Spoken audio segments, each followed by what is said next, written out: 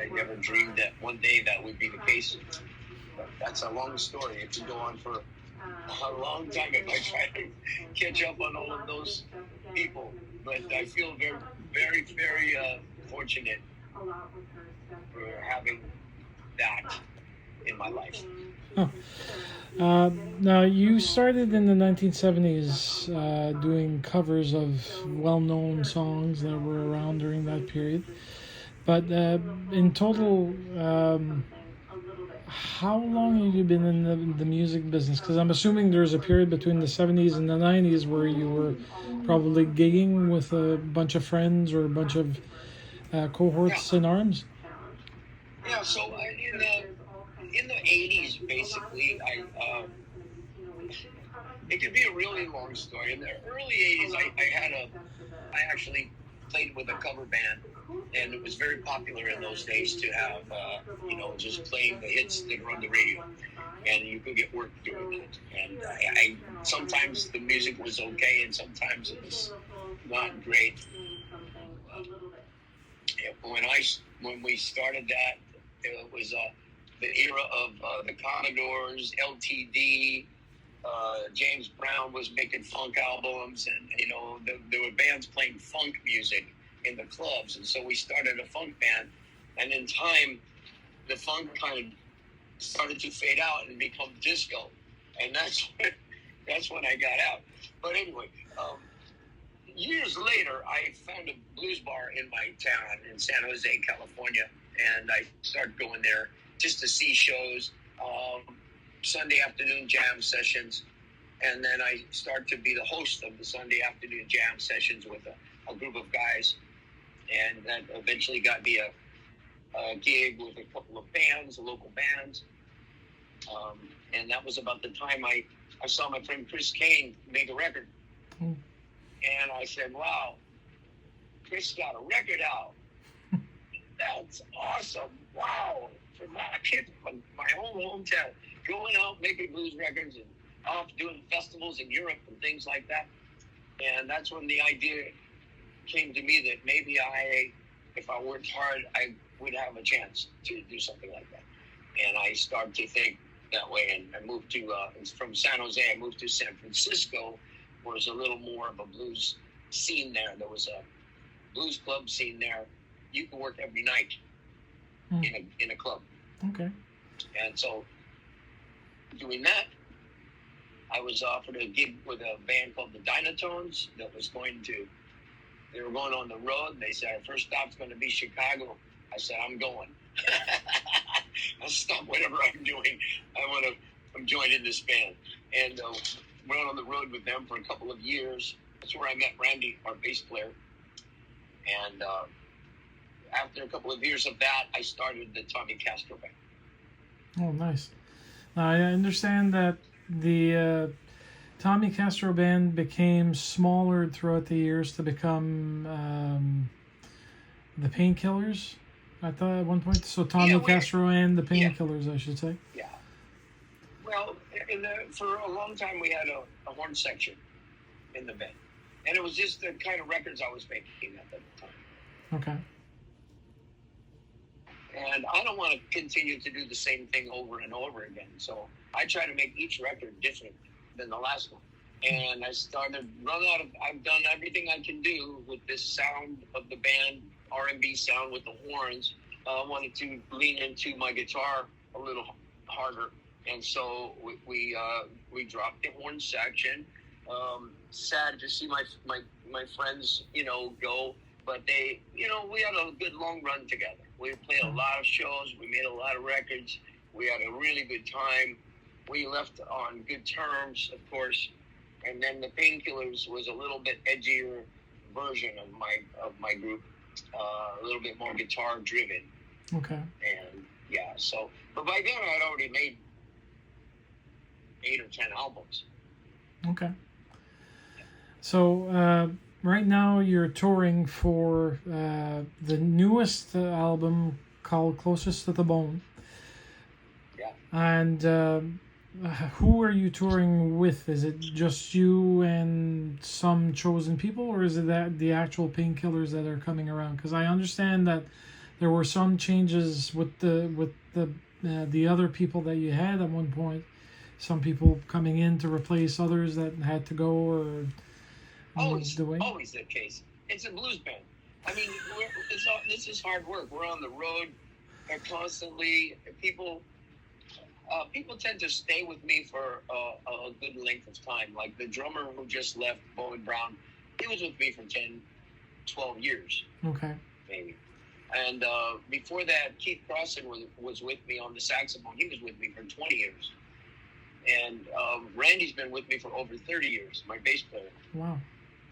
Keyboard player, about 10 years now. Okay. Mike Emerson. So, but that did change, and only the reasons are always different. Usually people are just said, okay, I think I'm just about enough of this, because it's hard work out here. And, so I understand. So who do you have with you this time around for this journey? Well, my partner in crime, Randy McDonald on bass guitar. Mike Emerson, like I said, was with me the last 10 years on keyboard. Brilliant keyboard player. And if you're listening to this Closer to the Bone album, the piano work that he does on the slow blues, Crazy Woman blues, and keep your dog inside, and just a lot of really great stuff from him, always. And on drums, a new member, Stuart Burr, a Bay Area drummer. He's been around a really long time. We used to travel in similar circles in San Francisco before we left town, and became more of a national or international touring act. And Stu was around, and looking for a drummer this time around. His name came up, and he's fitting in perfectly. I mean, they're really, really great drummer, and I'm enjoying it. And he's already learned, at least half of our songs. Okay. And that's a lot of songs. So, if we're talking about all the albums, yeah, I wouldn't be surprised. I listened to the album 3 times. And I was starting my 4th one to actually put it in my playlist, but the whole album is entirely fun to listen to. Out of all the songs you remember, apart from Bloodshot Eyes, which I know is from something I heard on the Goon Show with the symphony playing it for them. It's Moinoni Harris. Yeah, exactly. And then there's a few others that you decided to do, but I mean, did you actually write all the songs that are on the album apart from those that you decided to cover? No, normally I do. Normally my usual way of making a record is I write most of the songs, and maybe we have 1 or 2 cover songs. And songwriting is one of the things that I'm known for. One of the reasons I still am in business. I mean, it's my guitar playing is pretty good, but it's nothing. I can't survive on just that. My voice is pretty good, but let's face it, I'm no Pavarotti. But my songs, people resonate. My songs resonate with people. Yeah. And they like the different variety of sounds, and I like to write a good story, good lyrics. I think songwriting is one of my strengths. So normally this is what I do. The reason for Closer to the Bone was to make a blues album. Straight blues. No rock blues, no soul blues, no funk. This is all the blues album. And so I thought that would be the right thing to do would be to find some really cool songs that, haven't been played too much. And I also wanted to do a songs from some of my friends. So my friends being Chris Kane, Johnny Nitro from San Francisco, not very well known outside of San Francisco, but he is famous for writing that song, Too Many Dirty Dishes. He wrote that song, as my friend Johnny Nitro. Well, anyway, the song that I do of his, One More Night, is, you know, something I always loved of him. You know, it was one of his songs. I always liked it. So I recorded that. I recorded a song by Ron Thompson. Sounds like an Elmore James song, but that was the way Ron intended it. And so Freight Train Let Me Ride is Ron Thompson, a good friend of mine. But again, not names that people know, you know, and I wanted to give some exposure and some, you know, some love to these guys that I think of as every bit as highly as I do, you know, Buddy Guy or B.B. King or somebody like that. These guys, well, you know, B.B. might be a little bit of a stretch. I mean, nobody comes close. But, I mean, I learned from these guys, Buddy Guy, Muddy Waters, Johnny Winter, Elva Bishop. I learned from a wide variety of blues artists, old and new, black and white, you name it. I've been listening and learning from these people, you know, since I was a teenager. And so typically doing a cover blues song, is by an artist that most people know. You know, maybe a song that they don't know so well, but usually. So I wanted to shine a light a little bit on some of these friends of mine who have really good songs, suit me fine, would help me make a good record. And there's another guy, Mike Duke, who writes some great songs, and he's always asking me, hey, check this out. You know, he's always playing me his songs. And finally, I covered one of his songs, Keep Your Dog Inside. It was a lot of fun. And with my partner, Deanna Bogart, who's soon to be my wife, singing duet with me on that. And she's also played saxophone on the Johnny Guitar Watson tune. So the only two really kind of cover songs that I did by well-known artists is Ray Charles and Johnny Guitar Watson.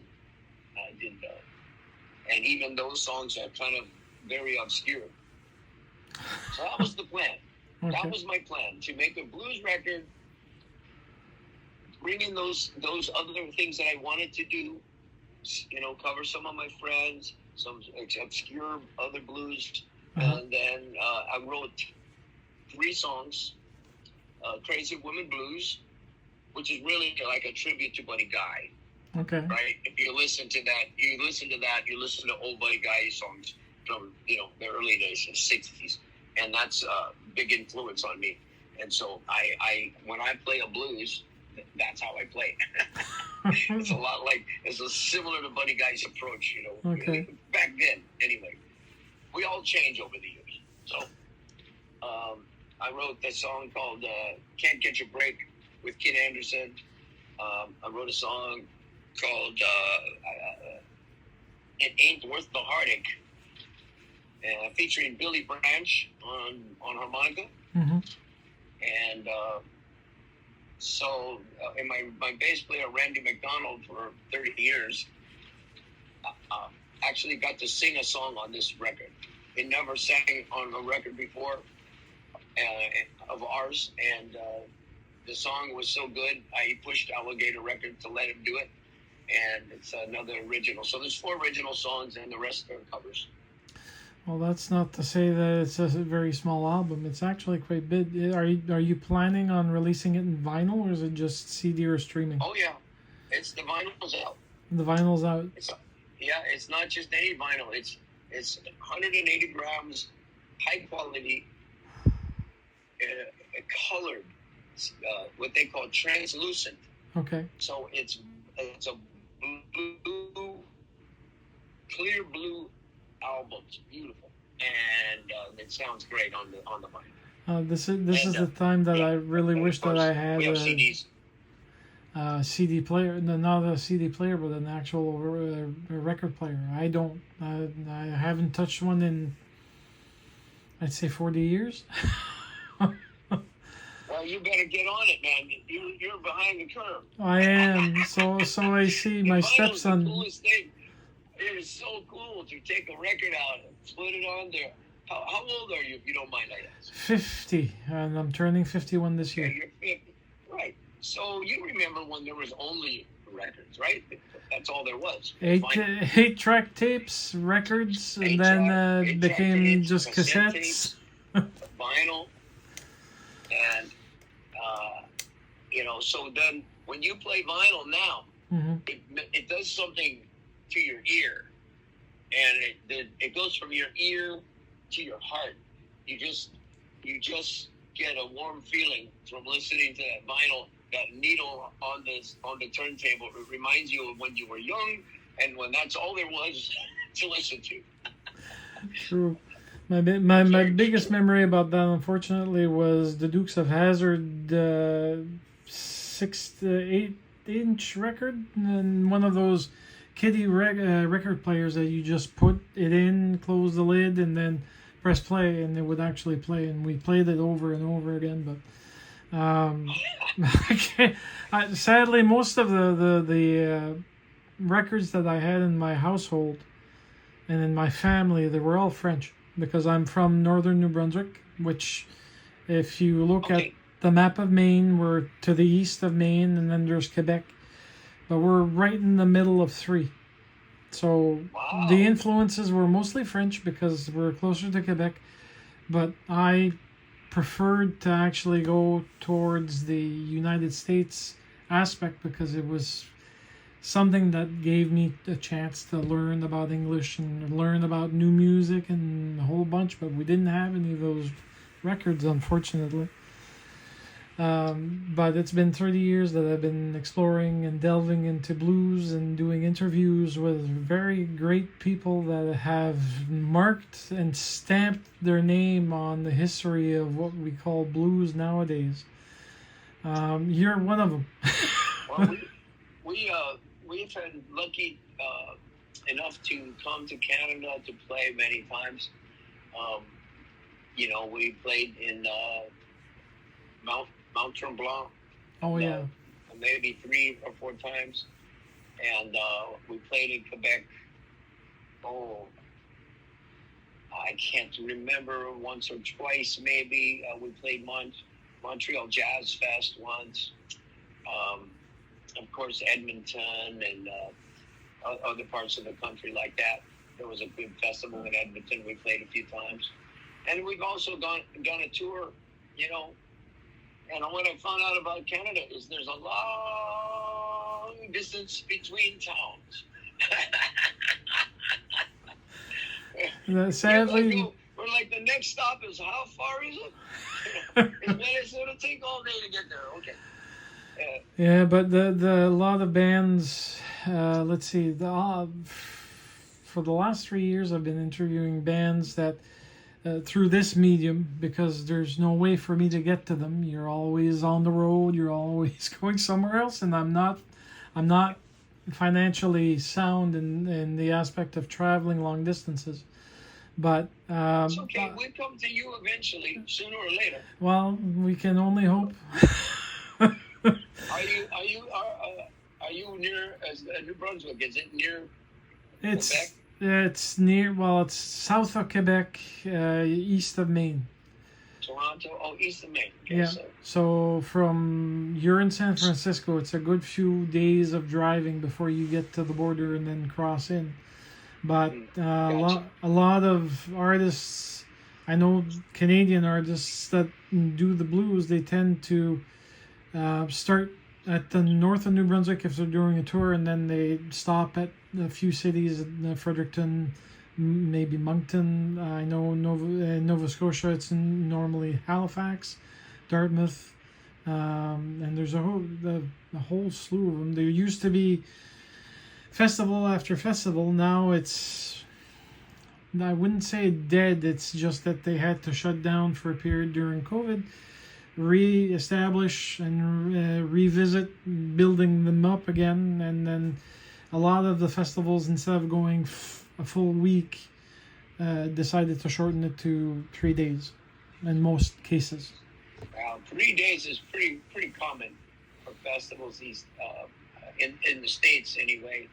I know you have a lot of great blues artists in Canada. Hmm. Some great talent in Canada. Colin James, I saw him on the Blues Cruise. He's really good. He's a great everything. Guitar player, his singing. I mean, the show is just really well done, I think. And there's just enough real blues in there, to really Punch it. just to make it super bona fide. I mean, a lot of guys like us are on a contemporary side of things. Mhm. A lot of the contemporary artists don't really know the deep blues very much. They didn't really listen to it that much. Their first blues was Stevie Ray Vaughan and Eric Clapton and Gary Moore. And I was listening to Muddy Waters and B.B. King, Buddy Guy and Elmore James, and that kind of stuff really is what turned me on. Yeah. And of course all of the other more contemporary acts I like too. Who would not like Stevie Ray Vaughan's guitar playing? I mean, you have to have a hole in your soul. So and some of the other more contemporary players, of course. But so anyway, I was Colin. I think is great, and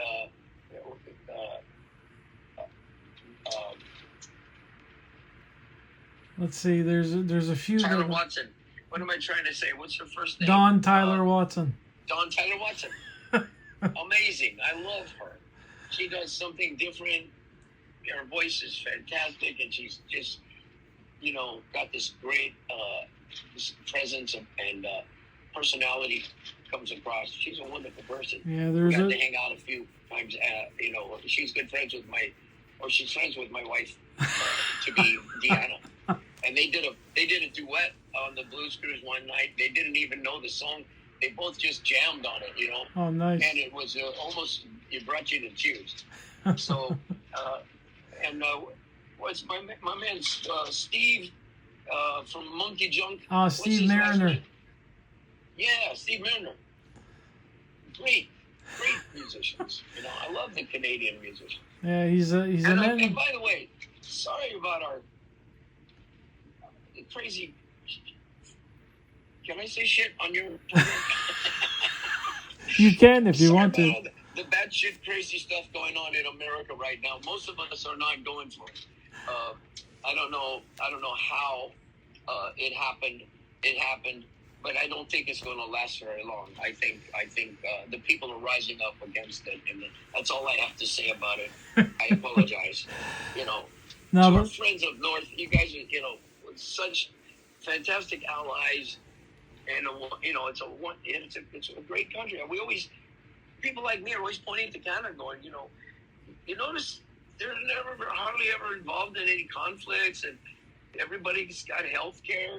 We like, most of us think highly of Canadian people and the way the country goes. Mm-hmm.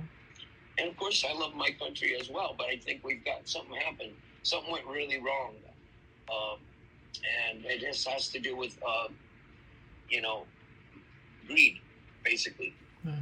A bunch of greedy people are trying to run the show, and they don't seem to care about people very much. And I'm sorry I went down that road, but right now I could hardly avoid talking about it a little bit. That's okay. But anyway, our apologies. Well, the apology accepted. So, before I forget, the album. How long did it take you to actually come into creating it? Was it something like 2 years, 1 year, 6 months? Oh no, 6 months. 6 months. And yeah, I started looking for songs and writing a few songs, and decided on the concept because a blues man came to town was a big record for us. It was very well received and made a lot of. It helped move us along. Press. It helped my career okay. quite a bit. won 4 Blues Music Awards and things like that. It was really a good record, and it did well for us. And I want to do another big project next. But in between, I wanted to just make a simple blues album. Something I always wanted to do, just a straight-ahead blues album. Pay tribute to the kind of sounds that I love, And it came out pretty good, It wasn't a big deal at first, but as we start to work on it, you're familiar with Kid Anderson? Yes. Yeah, he's a genius. That man is a real bona fide genius. And he and I it's almost like a collaboration of the record between me and Kid. Because he played a lot on it. He produced, he recorded everything. He mixed it, everything. He helped me make that record what it is. And I just provided the, whatever talent I have to the picture. Of course, then my band did a great job, of cutting the initial, the basic tracks. Mm-hmm. And my bass player, Randy, singing that one song, you heard that one, Everywhere I Go, There You Are. That's a true story. That was about a woman. He broke up with her and he couldn't get her off his mind for a long time. And he wrote that song as a good blues song should be written, out of pain and suffering. So, apart from your illustrious career and being an epitome of a blues musician and a blues songwriter, you mentioned that your songwriting is one of the biggest aspects to your life. Have you sold any of your songs to a specific blues player or to a specific musician that you wanted to actually do a tune that you had in mind? I think I've heard of maybe 1 or 2 songs of mine being covered by other artists, but no, not so much. I think Alligator Records, they pitch my material to, I guess, I'm not sure exactly how all of that works, but the songs are available for anybody to cover if they wanted to do them. But the problem is, when somebody wants they want to, I think what happens is people are looking for a blues song for their record, and they're looking for a blues song for a movie or something like that. Yeah.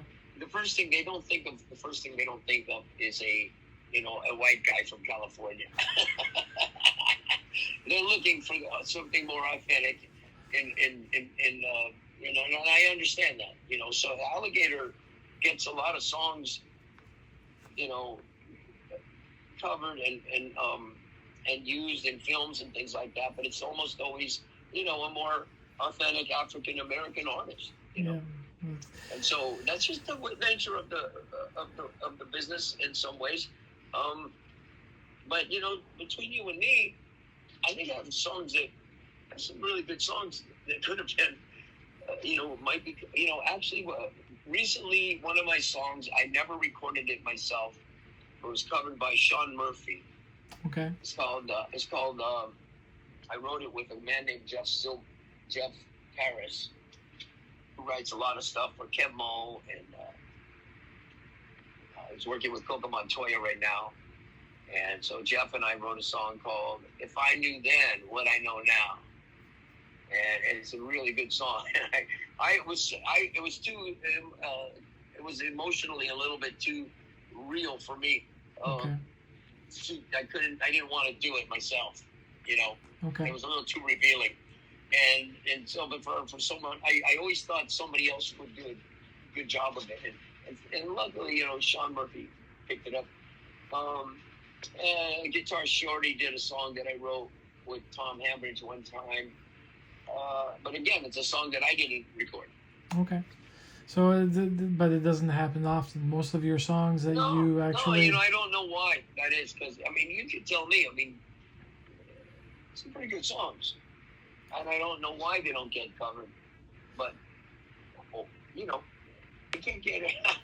I don't spend a lot of time thinking about it either. So. Well, that's a good thing. Otherwise, you start getting suspicious, and then you start getting paranoid, and then you start going downhill quite fast. So that's not one of the things that we want to There's a do. conspiracy. By the way, my songs for some reason, but no, I don't really think about it much. Most of the people that I know and my contemporaries are same boat. The songs are, we do our songs, and other people, don't do them so much. Okay. That's a good point. See, I did Chris Kane, I did Johnny Nitro, I did Ron Thompson, and that's why. And also Magic Slim. Oh yeah. I did that Hole in the Wall, but that's apparently a Brownie McGee song. I didn't know that. I thought it was Magic Slim's original song, but it didn't matter. I loved the way you played it, and so we did it. Here we go again. Wow, look at my hat, man. Let's straighten it out a little bit. Oh, okay. That's okay. You're fine. Where are we? So, apart from doing music and writing and touring like you are right now, do you even have time for hobbies? No. Hold on 1 second. Sure. I got it. I got to answer the door. Yes. Here comes it. And here comes Randy. You're on the interview. I'm in the interview. Just coming back to remind you. Hey, Randy. Say hello to my friend from Triple check cigar smoking friend. yeah, New Brunswick, up above. Well, you know where that is. Yeah. Please. Randy's a geographical genius. He knows where everything is. Thanks for the support. And a cigar smoker. Cigars and bourbons, right? No, cigars and that's whiskey, right. but I I'm a don't cigar touch cigars. guy. I don't drink. I'm sorry to tell you. I had my fill a long time ago, Okay. and I had to stop it, But I always did appreciate a nice whiskey Huh? Well, when I did drink. I don't. If I do dabble in whiskey, it tends to be slow sipping. It's not. I don't chug 2 or 3. It's usually just the one drink. And Yeah, then. I would do that if I could. Oh, okay. Well, I'm allergic. Yeah. So the record, it's been doing well for us. It hit a bunch of number ones on the radio charts, and the Billboard chart, we came in at a low number because there's a bunch of albums re-released or released by a handful of dead people.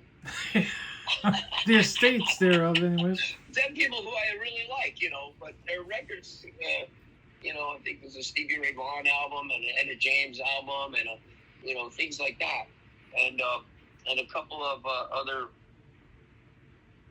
There's a couple of other things that kind of got in our way of a good position on the Billboard chart, but the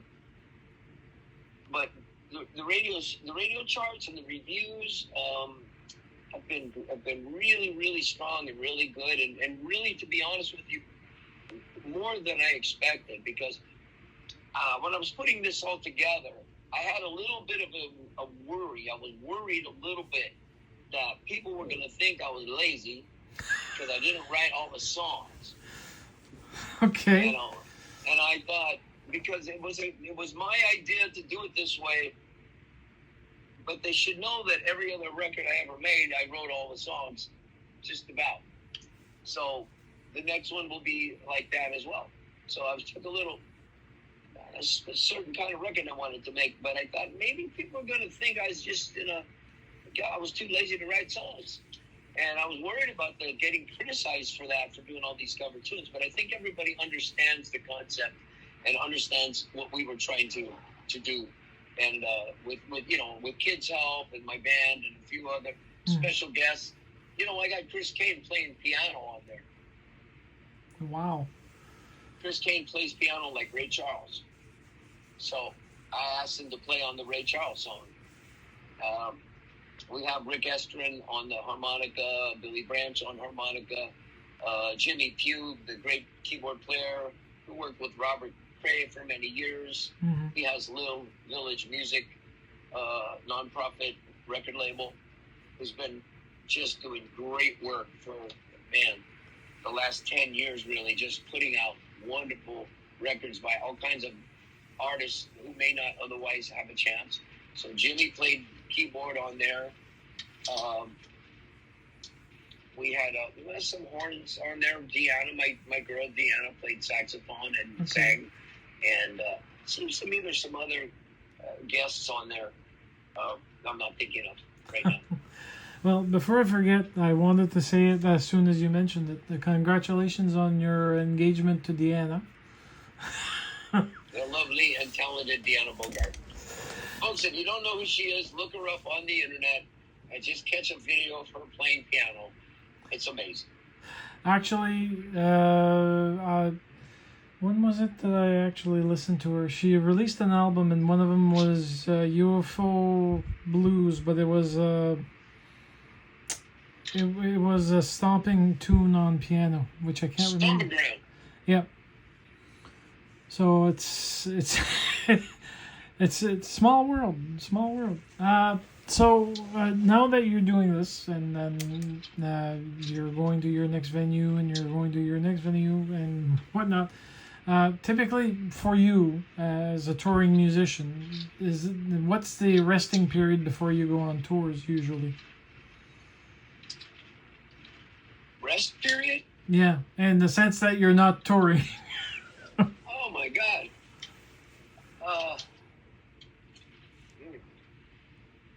It hasn't been much rest lately. I can't tell you the last time I had some real time at home. Okay. It seems to be like 7 to 10 days normally. Again, I'll be doing this, going back home now after this tour. Then we're going to head back. We're going to head out. We're going to Europe after that. Oh, wow. About 2 weeks. Okay. I'll be home. And then in the summertime, I might have some more time off, because in the summertime, we like to just wait and play the festivals. So we don't go on a tour. We just see how many festivals come along in the summertime, and the rest of the time. But it usually somehow it keeps us pretty busy. It keeps us very busy. So I look forward to having some more time off in the summer this year. Though we did have, looks like we might have a couple of weeks where maybe more. Well, I wish that'd be the case. Now, you mentioned that you're looking at a bigger project down the road. Can you give us a few tidbits of what we might be awaiting? Well, the idea is, first of all, it's going to be all about songs. It's all about original songs. And I meant to work with some other artists, and possibly, this concept that I have in mind would be bringing in some younger artists that are also, embracing the blues. Mm-hmm. And not always blues, but just related music, roots music, Okay.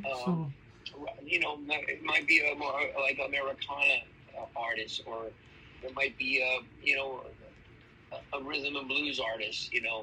I want to collaborate with a lot of different kinds of artists. Okay. It's kind of like what Santana did on Supernatural. Okay. That's what I want to do with blues. Okay. So basically, it's gonna be Tommy and Friends, basically. Something like that. But there's been a lot of So and So and Friends albums. This is gonna have more of a there would be more of a theme to it. Okay. But it's all hey, I just got done with this one, and everything I do right now has to do with my latest record. Okay. Every interview, every social media post. By the way, please, ladies and gentlemen, it's become like oxygen for the music business. If you have social media going well, then the business goes well. And so I ask all of you to find my Facebook page and drop us a line once in a while. Check us out on Instagram. Those are the only two things we do. And, of course, we have a nice website. You could get a lot of information there. But TommyCastro.com, lucky for me, they still had that when I was making my first website. But, yes, the social media, it's sometimes fun. Sometimes just labor intensive. I have a love and a hate relationship with it. Mm. But in the business that we are, that's where people go to find out about the music that they like and the artists that they like.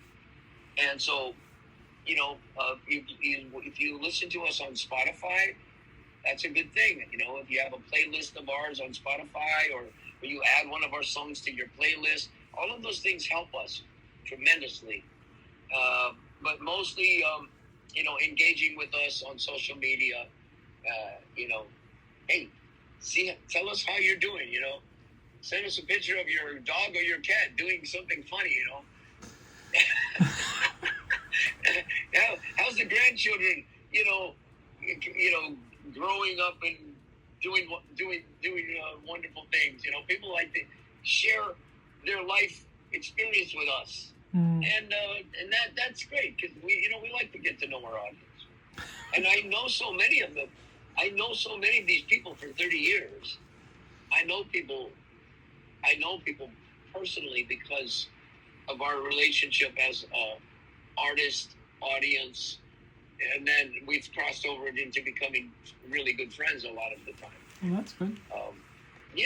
People invite us to stay in their house sometimes when we're on the road. They say, "Look, I have a mansion, and we got 10 rooms. Come on, stay with us." And so, okay. Some people have Airbnb their house, and then they say, "Hey, listen, we have Airbnb. When you come to the area, it's yours, free of charge." And that kind of thing, happens to us a lot, and we like to. We appreciate that, but I guess what I'm trying to say is that we have a real good relationship with our audience, and I don't think of them as just ticket buyers and record buyers. I think of them as people who understand what it is that we're doing with our music, and they love it like I love it. Yeah. And so we have a bond, and really, there's some of my audience have become very, very good friends, almost like family to me. So, with that said, join our family. Come on over. It's a lot of fun over here. It is. Now, Tommy, one last question. What's your favorite food dish? I'm a taco man. I could eat tacos every day for dinner. I mean, different kinds. But taco's a good, healthy meal. If you don't fry it, you got the soft corn tortilla, Mm-hmm. And some really good quality meat and spices, and then you have yourself a nice high protein dinner. Easy to come by, usually pretty cheap. Yeah, compared to many dishes nowadays. Well, I'm happy. I like a really good taco, though. I really do. I mean, I haven't had one in several days, so thanks for reminding me. You're welcome. Tommy, thanks you so much for taking time off of your busy schedule.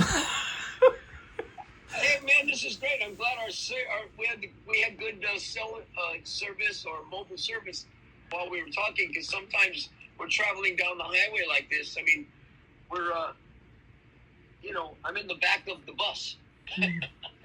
and we're just lucky for me, it worked out. So it was easy to do, and I enjoyed our conversation. And maybe we'll meet in person someday. Who knows?